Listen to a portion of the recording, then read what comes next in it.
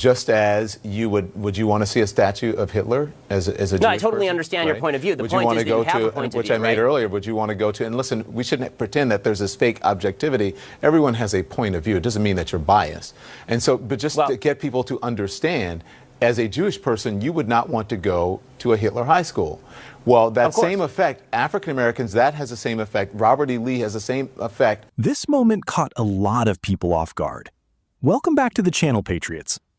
What you're about to see is a short exchange between Don Lemon and Ben Shapiro on CNN during a discussion about Confederate statues, and it quickly turns into a clash of completely different ways of framing the issue.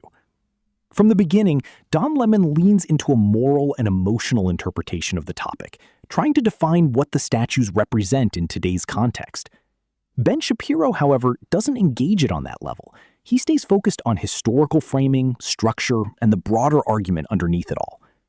And what makes this clip interesting isn't drama or interruption, it's the disconnect. Both are speaking with confidence, but they're operating from entirely different playbooks, almost like two conversations happening at once. Let's roll the clip and then break down what actually just happened here. The whole idea of freedom of speech and this conversation is very important to me, and I'm glad to have you on to talk about it. So what started out as a neo-Nazi murder in Charlottesville and the president's failure to denounce Nazi and white supremacists exploded into a discussion in this country about the removal of Confederate statues. Have we gotten away from the point of what happened in Charlottesville, what it was really about? And it seems to me we clearly have, and I think that was the point of the alt-right and the white supremacists seizing on an issue that they know that there's actually broad public consensus on not moving a lot of these statues. There's a Quinnipiac poll that came out today showing that 50 to 39 Americans aren't big on the idea of moving all these statues out. So they seized on an issue that they think is a winning issue for them and then tried to broaden out their appeal that way. And I think a lot of folks on the left fell for it. They want to have this discussion anyway, and so they saw the opportunity to have this discussion. But it seems like a misdirection from what actually happened in Charlottesville. The issue in Charlottesville is white supremacy, not whether some people think that statues should come down or stay up, because clearly 50% of the American population doesn't want to keep these statues up just because they're a bunch of white supremacist racists. Did liberals get played by President Trump? I think pretty clearly they definitely fell for what was, whether he plans it or not, a trap for the left. I mean, he said, you guys don't have a limiting principle. You're going to go after statues of George Washington or Christopher Columbus or Thomas Jefferson. And now you're seeing that actually happen on the left. The most obvious stupid case is this banning of this reporter from ESPN named Robert Lee, an Asian guy, from covering an event at University of Virginia. You know, the political correctness of the left is actually driving people into Trump's arms, even though Trump's initial response to Charlottesville and then his Tuesday response to Charlottesville was entirely wrong. I think that one thing that Trump has had, he's just benefited from the fact that the left is constantly reacting to everything he says with an enormous level of passion, and I think that that's actually a negative.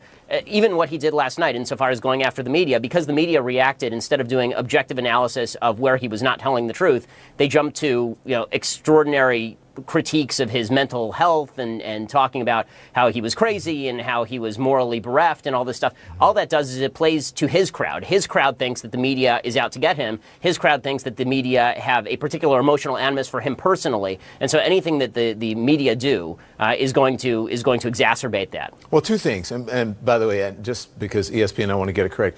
ESPN has responded, and they were saying they didn't ban the guy's name is Robert Lee. They moved him off of it. They didn't ban him. They asked him if he wanted to, and he picked something that was closer to his family.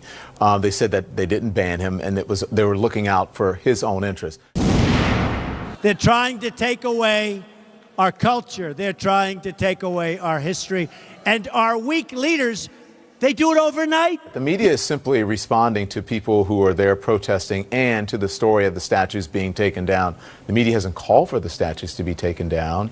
So I don't understand when he says the media is trying to take away your culture. What is... Well, I mean, I do think that one of the conservative critiques of the media, and this has been true for as long as I've been alive and probably before that, is that the media have an agenda, a political agenda, and they hide behind this patina of objectivity in order to press forward this political agenda.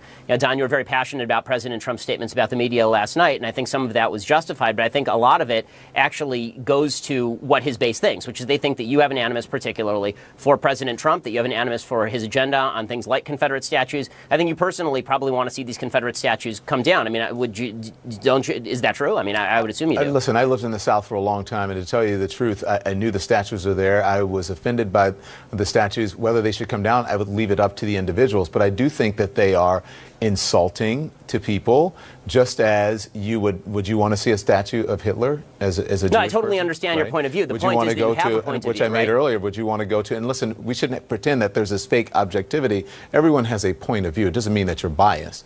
And so, but just to get people to understand, as a Jewish person, you would not want to go to a Hitler high school. Well, that same effect, African Americans, that has the same effect. Robert E. Lee has the same effect on African Americans. And so, and also the Confederate flag. And so I think we have to be understanding of each other. It's not that I don't like the president or I have an agenda against the president. I'm simply speaking the truth as I see it.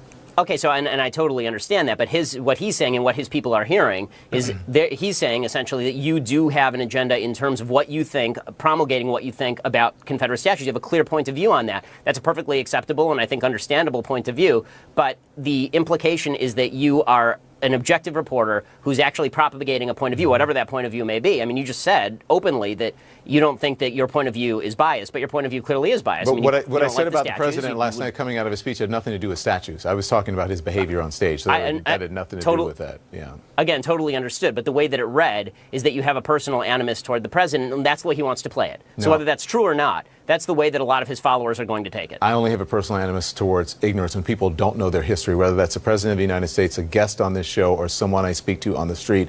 I think if you're going to be able to, you need to be able to defend yourself. And in order to defend yourself, in order to have a right, clear perspective, you need to know history and you need to be educated about it. And in many ways, I think people who are fighting for these issues are not. And that means the people who want to take the statues down and some of them who do not want to take the statues down. Shapiro's main point is that misdirection. He argues the statue debate was turned into a symbolic moral issue by the media, not just a historical one. When he brings in polling data, like the Quinnipiac result, he's grounding his argument in public opinion instead of emotional narrative. That shifts it from feeling to facts. Don Lemon, though, keeps the focus on moral interpretation, seeing the statues as symbols of historical harm and arguing that removal is the only proper response. But he doesn't really engage the structural point being made, so the conversation stays divided. Then Shapiro uses the Robert E. Lee naming example to argue cultural overreach, while Lemon responds more defensively, which widens the gap. And the biggest clash comes with the Hitler comparison. Shapiro calls it a false equivalence meant to shut down nuance, while Lemon uses it as a moral benchmark. By the end, neither side moves, but Shapiro keeps resetting the terms of the debate, while Lemon holds the moral frame.